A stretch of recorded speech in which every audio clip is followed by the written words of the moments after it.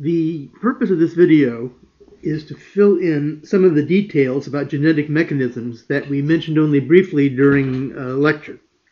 We're going to talk about four things. First of all, we talked a lot about the fact that genes code for proteins, but we didn't say anything of any of the details of that, and so that's the first thing we're going to talk about just a little bit. Secondly, it turns out that there are a variety of forms of each kind of gene called alleles, and these are these variations in a given gene. For example, for hair color, for blonde hair versus brown hair, it's variations in those genes that are responsible for the variation from one individual to another in characteristics. So we're going to talk a little bit about gene diversity and some of its consequences. Thirdly, we're going to talk even more briefly about some of the mechanisms of inheritance of genes. And finally, in a little bit more detail, we're going to talk about the mechanisms of something that we made a big point of in lecture, the fact that the mere fact that you have a gene doesn't necessarily mean that it will be expressed. It will be transcribed and turned into protein or whatever. And we talked about that fact and about its importance, but we didn't talk at all about the mechanisms of that. I want to spend a fair amount of time on that. Okay, so let's talk a little bit first about how genes code for protein structure. As we said in class, the job of most genes is to provide instructions or the information needed for making proteins, which are in turn the chemical workhorses of the body's physiology. The proteins themselves are linear strings of so-called amino acid molecules.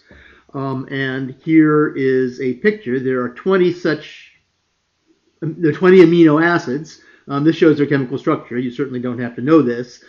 These are things like alanine, valine, leucine, proline, methionine, aspartic acid, and a variety of things. And these are the amino acids which strung together in various combinations make up proteins.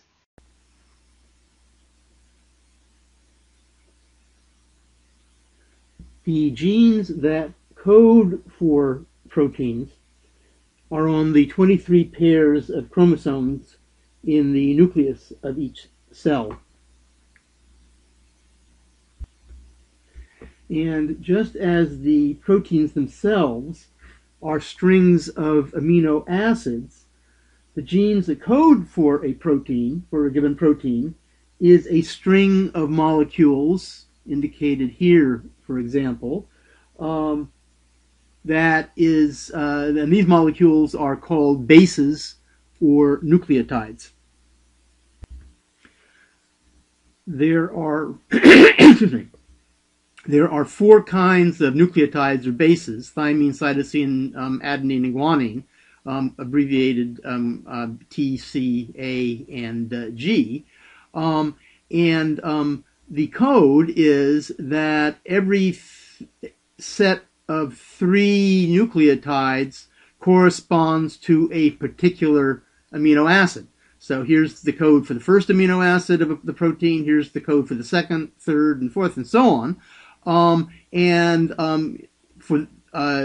For example, if the 3 DNA bases or nucleotides were the sequence TGA, that would correspond to the amino acid serine. If they were AGG, it would correspond to the amino acid proline, and so on.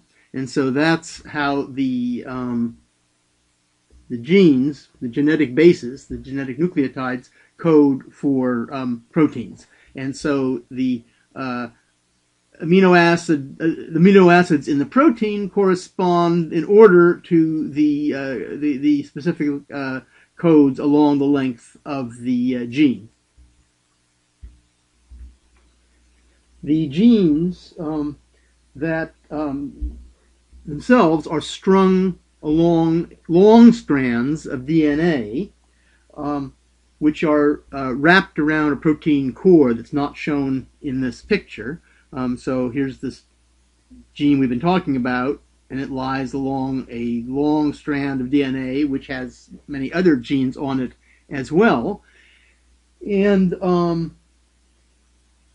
each of the strands that gets read to produce proteins has a complementary partner with a slightly different structure that is involved in reproducing the DNA during cell division, but is not actually read to produce proteins. This brings us to the matter of gene diversity. The nucleotides that compose genes get mutated or randomly altered from time to time.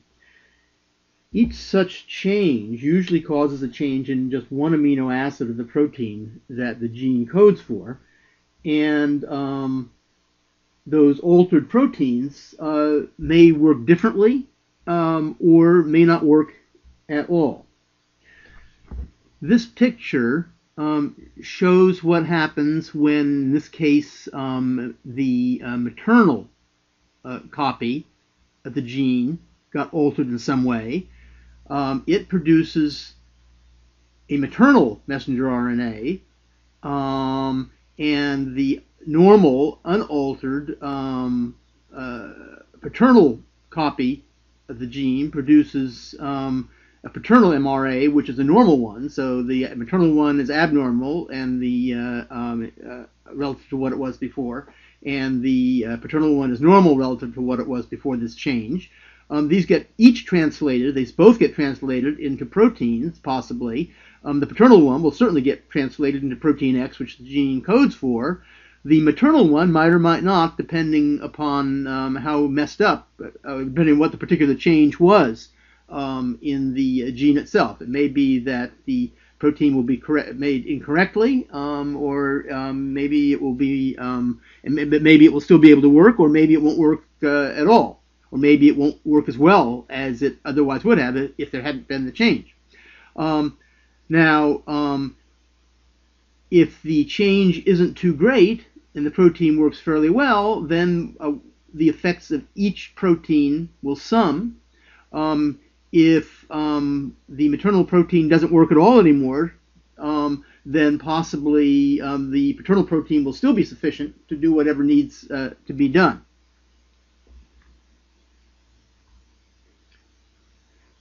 Now, because each gene, each protein has multiple phenotypic effects, as we talked about in class,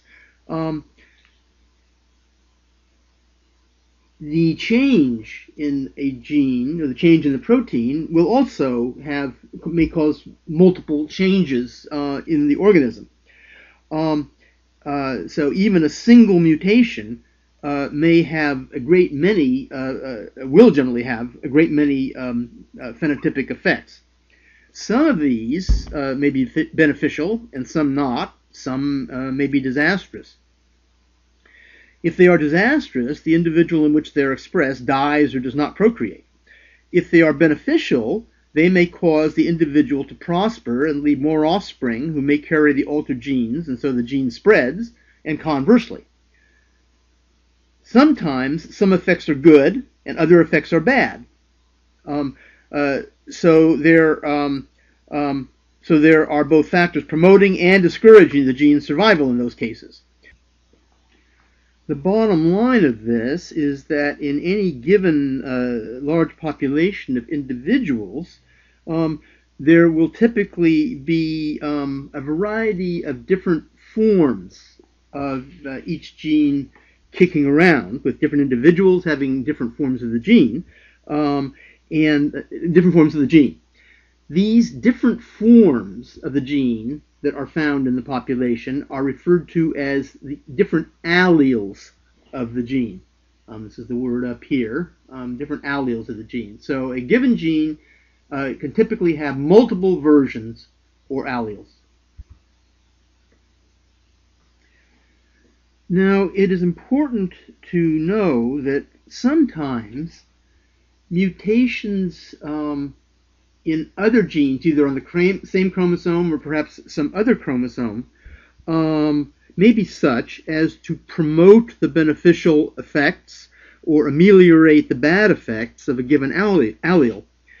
Because of this, the good effects of an allele may become enhanced and the bad ones suppressed over successive generations. This is one reason why some individuals with highly disadvantageous genes, such as those for various inherited diseases, may be incapacitated or die young, while other individuals with exactly the same allele may actually do pretty well. Alterations over generations in genetic environment, alterations in genetic environment over generations, is also why some phenotypic effects of an allele may become dominant, in the sense that even when an individual has only one copy of the gene, the phenotypic effect is well expressed, whereas other phenotypic effects become recessive in the sense that if there is only one copy of the gene, the phenotypic effect becomes negligible. Sometimes an allele that is disastrous when present on both the maternal and paternal chromosome may have beneficial effects in small doses when present on only one. A famous example is the gene for sickle cell anemia, which causes anemia when on both chromosomes, but actually confers resistance to malaria when it is present on only one. The bottom line of all this is that the consequences of having a given allele of a given gene may vary a great deal according to the rest of the individual's genome.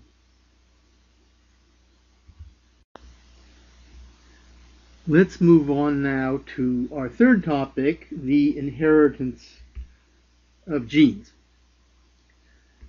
As shown in this picture here, all the bodily cells of a given individual have exactly the same complement of genes, with all 23 chromosome pairs consisting of one paternal and one maternal chromosome. However, so in this case we have the mother has 23 pairs and the father has 23 pairs. And in each of them, every cell of the body will have exactly the same genetic composition, but of course the composition of the mother and the father won't be the same. Whereas all the regular bodily cells have a pair of each kind or each number of chromosome, the sex cells only have one, and which one they get is determined entirely at random for each egg and sperm cell and for each chromosome pair of the mother and the father. So if, as in the case shown here, the mother, for example, were to have some rare allele on chromosome, on one of the two chromosomes of pair number 8, what would happen is that half of her eggs would get the one with the rare allele, and half of her eggs would get the one with the normal allele, or the common allele, on an entirely random basis. Whereas the father, since both of his number 8s are of the common type, it would be guaranteed that each of his sperms would have one copy of a common type of a chromosome with a common type allele of this gene on it. So when the two mated, when this mother and this father mated, there would be even odds, 50% chance that the offspring would have the rare allele or the common allele. It would depend entirely on which particular egg happened to get fertilized by the male's sperm. Now let's look briefly at a kind of problem that's going to come up in something we'll be talking about in about a week or so. First, a definition. If one has some allele on only one of the two chromosomes of a given pair, then we say that the individual is heterozygous for that allele. If it's got it on both of them, then we say the allele is homozygous for that allele. So heterozygous and homozygous. Suppose now that both parents were heterozygous for some relatively rare allele. Question is, what are the probabilities of the various possible genotypes of an offspring? Now, if we call the rarer allele R and the more common one R, an offspring could end up in several possible ways, and here they are listed. It could be homozygous for the rarer one, that is to say little r, little r. It could be homozygous for the common one, that is big R, or it could be heterozygous, and it could be heterozygous in either of two ways if we list the maternal genotype first. It could be little r, big R, or big R, little r. So there's two different ways that you can get to the heterozygous case. Now the question then, what is the probability of each of these possibilities? And to do this, remember, you learned this probably somewhere in your past, that, excuse me, if you have two independent events, the probability that both of them will occur is the probability, two events A and B, the probability that both of them will occur is probability of A times probability of B. If you have two mutually exclusive events, the probability that either one of the two will occur, A or B, is the probability of A plus the probability of B. So keeping that in mind, try to work out, we want to try to work out each of these three probabilities. Now, I'm going to do that for you on the next slide, but before doing so, I'd like you to pause. I'm going to wait a minute so you can turn off your playback. I want you to pause the playback and try to work it out for yourself, and then we'll go over it in the next slide.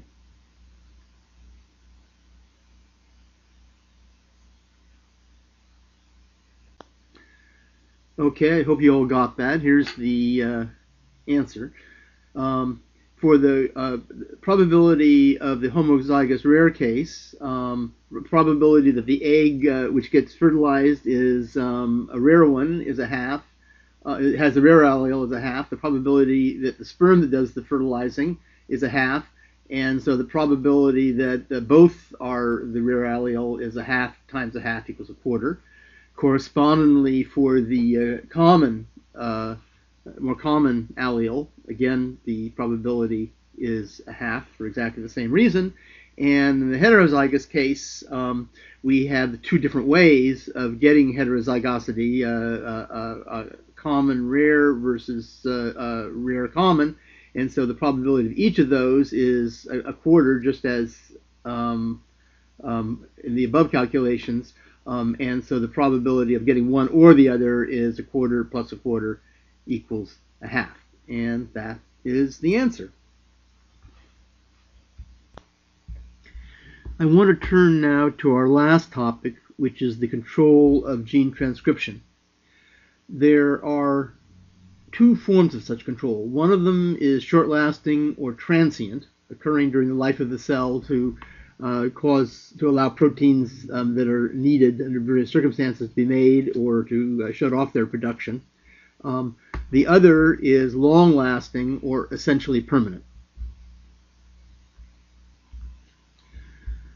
The transient variety is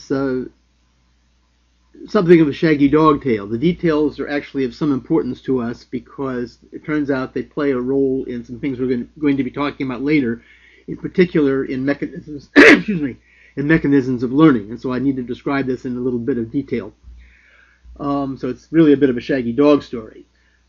It starts with the existence of some proteins in the cell called regulatory proteins regulatory proteins or gene regulatory proteins or transcription factors. These are made on some genes somewhere in the genome, somewhere in the cell, and typically these factors are floating around all the time inside the cell. The actual events that we're going to talk about rely on them, but they're just sitting there until invoked in the ways that I'm now going to describe.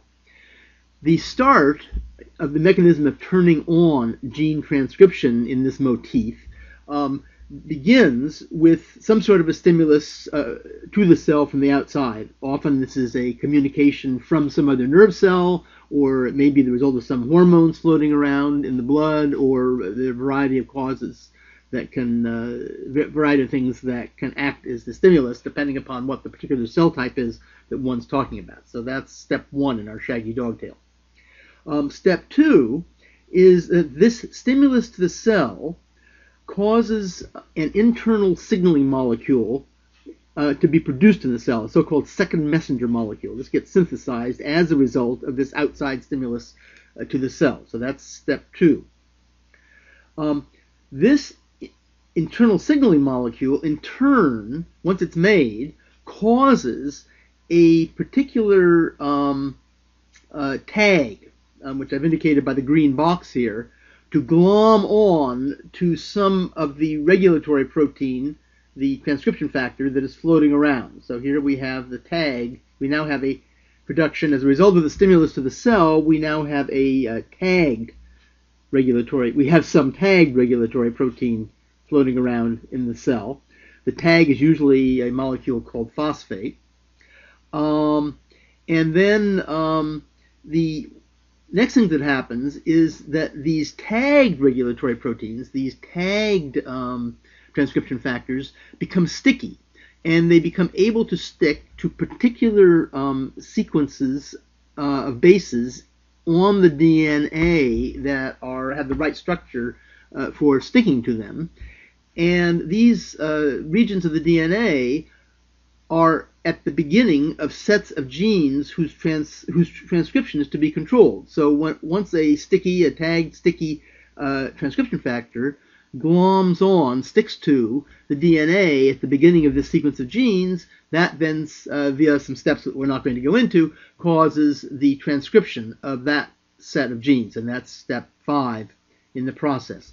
So it's something of a long story, but it should be fairly clear. And as I say, it's very important in a variety of things, all sorts of things that go on in cells. The other form of control of transcription that we need to talk about is referred to as epigenetic control, and it is very different from the kind we just talked about, from the transient control, in that epigenetic control, once it gets established, is essentially permanent unless something happens to undo it. Something specific happens to undo it. Moreover, when a set of genes is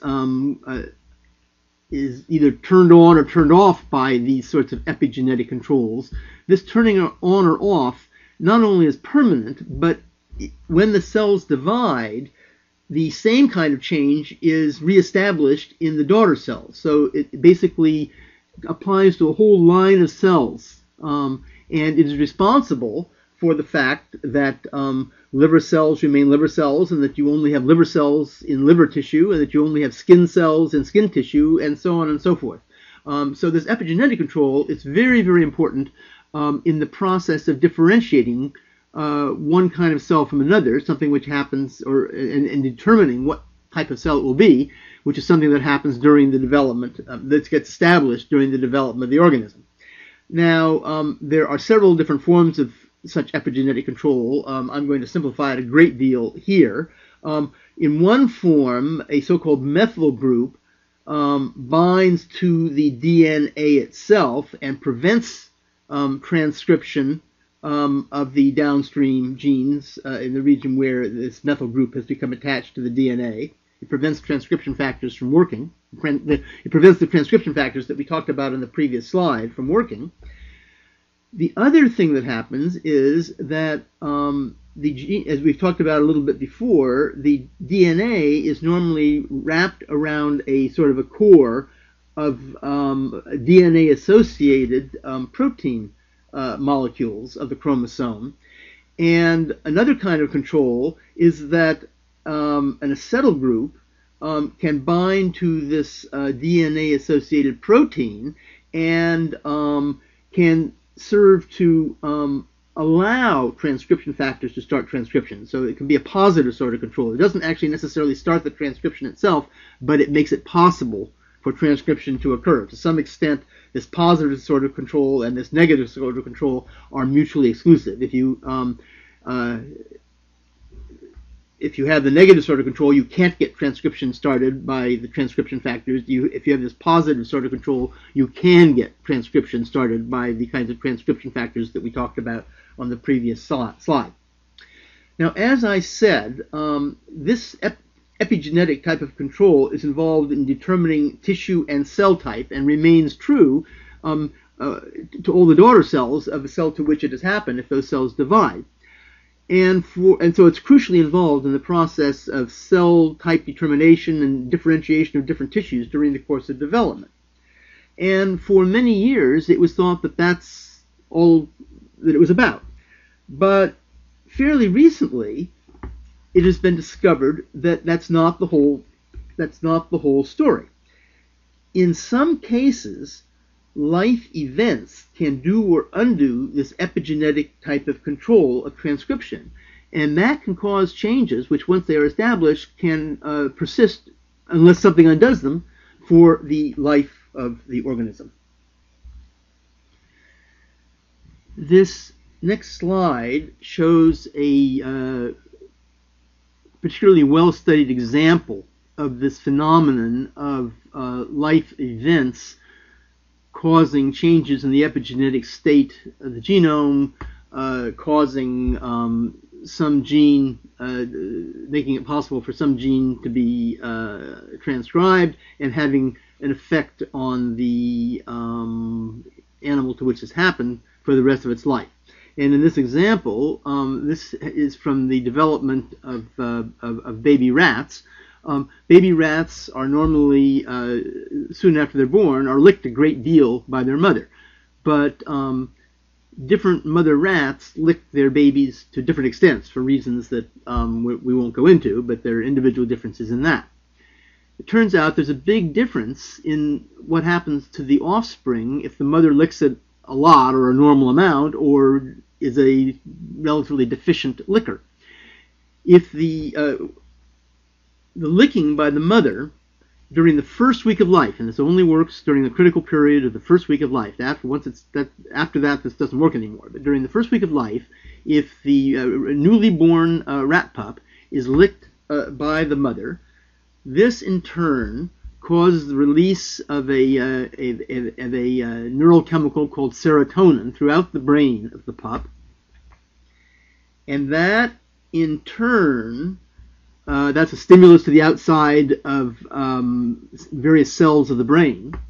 That in turn causes a demethylation, a loss of suppression of a particular gene in these cells, a gene for making a particular receptor molecule, a receptor for glucocorticoids. And so basically this licking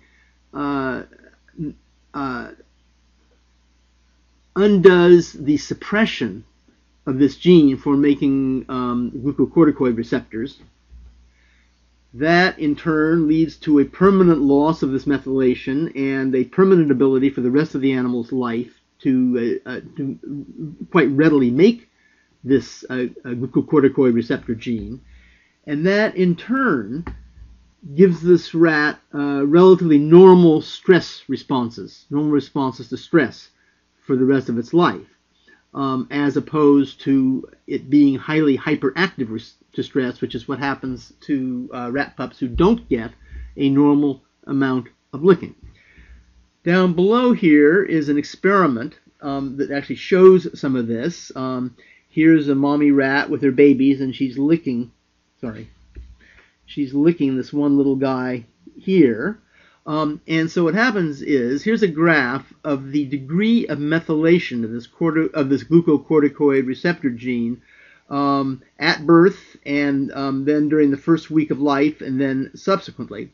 And there are two conditions. In one condition, this is a mother who licks her babies only a little bit, and then the other condition is shown in mother rats that lick their pups a lot. Now, what you'll see is that when the animal is born, there's actually not any methylation of this gene. So the gene is in principle capable of being activated and transcribing. However, right away, during the first day of life, the gene becomes methylated. And that's independent of experience or of what the mother does to the pup. That just happens. But then, what happens is in the pup that is licked, over the next 7 days, 6 or 7 days, this methylation goes down again. And from then on, it is readily possible for the glucocorticoid receptor gene to transcribe and to make glucocorticoid receptor, which in turn results in the animal, for reasons that we won't go into, having a normal or modest response to stress. On the other hand, this other group of animals who got little licking by their mother, the methylation which had developed during the first day after birth persists for the rest of its life. And for the rest of its life, it will have a low glucocorticoid receptor level, and for the rest of its life, it will have hyperactive behavioral and physiological responses to stress. It will be something of a basket case. So this is a very nice example, which has been worked on. It's one of the best worked out examples of these epigenetic changes during an animal's life having essentially permanent changes in the animal's behavior or physiology for the rest of its life. There is one last twist on this. So it was first thought that epigenetic changes only had to do with the course of development. And then, as I said, and as this example shows, it is now becoming clear that at least under certain circumstances, certain kinds of epigenetic changes can be, the epigenetic state can be altered in the life of the animal, and for the life of the animal, unless specifically undone in some way. But there is now beginning to be some suspicion, and the evidence for this is it's coming along. It's not a firm thing, I don't think, yet. But it appears that it may be that some epigenetic changes that are established in the parents as a result of their life events may be able to be carried over in some way to influence the epigenetic state of the offspring.